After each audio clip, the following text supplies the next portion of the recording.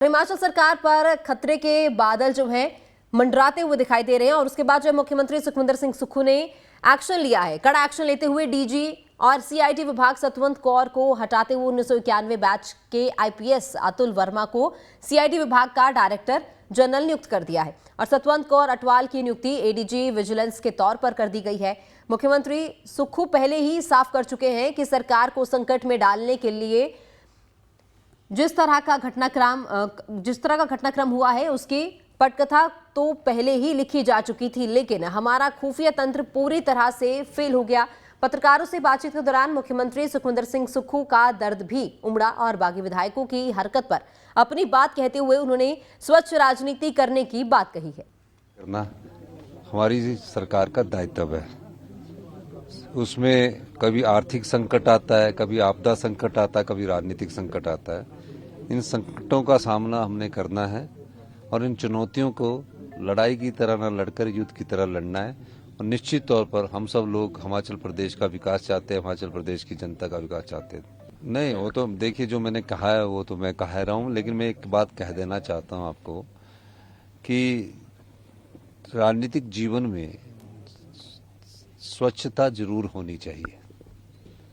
राजनीति में आप एक प्रेरणा स्रोत होते हैं उस विधानसभा क्षेत्र के, तो जब आप ऐसी कारनामे करोगे तो उसका असर समाज पर पड़ता है। हिमाचल सरकार पर खतरे के बादल जो हैं मंडराते हुए दिखाई दे रहे हैं और उसके बाद जो मुख्यमंत्री सुखविंदर सिंह सुक्खू ने एक्शन लिया है। कड़ा एक्शन लेते हुए डीजी और सीआईडी विभाग सतवंत कौर को हटाते हुए 1991 बैच के आईपीएस अतुल वर्मा को सीआईडी विभाग का डायरेक्टर जनरल नियुक्त कर दिया है और सतवंत कौर अटवाल की नियुक्ति एडीजी विजिलेंस के तौर पर कर दी गई है। मुख्यमंत्री सुक्खू पहले ही साफ कर चुके हैं कि सरकार को संकट में डालने के लिए जिस तरह का घटनाक्रम हुआ है उसकी पटकथा तो पहले ही लिखी जा चुकी थी, लेकिन हमारा खुफिया तंत्र पूरी तरह से फेल हो गया। पत्रकारों से बातचीत के दौरान मुख्यमंत्री सुखविंदर सिंह सुक्खू का दर्द भी उमड़ा और बागी विधायकों की हरकत पर अपनी बात कहते हुए उन्होंने स्वच्छ राजनीति करने की बात कही है। करना हमारी सरकार का दायित्व है।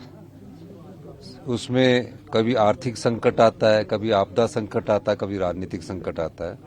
इन संकटों का सामना हमने करना है और इन चुनौतियों को लड़ाई की तरह न लड़कर युद्ध की तरह लड़ना है। और निश्चित तौर पर हम सब लोग हिमाचल प्रदेश का विकास चाहते हैं, हिमाचल प्रदेश की जनता का विकास चाहते हैं। नहीं, वो तो देखिए जो मैंने कहा है वो तो मैं कह रहा हूँ, लेकिन मैं एक बात कह देना चाहता हूँ आपको कि राजनीतिक जीवन में स्वच्छता जरूर होनी चाहिए। राजनीति में आप एक प्रेरणा स्रोत होते हैं उस विधानसभा क्षेत्र के, तो जब आप ऐसी कारनामे करोगे तो उसका असर समाज पर पड़ता है।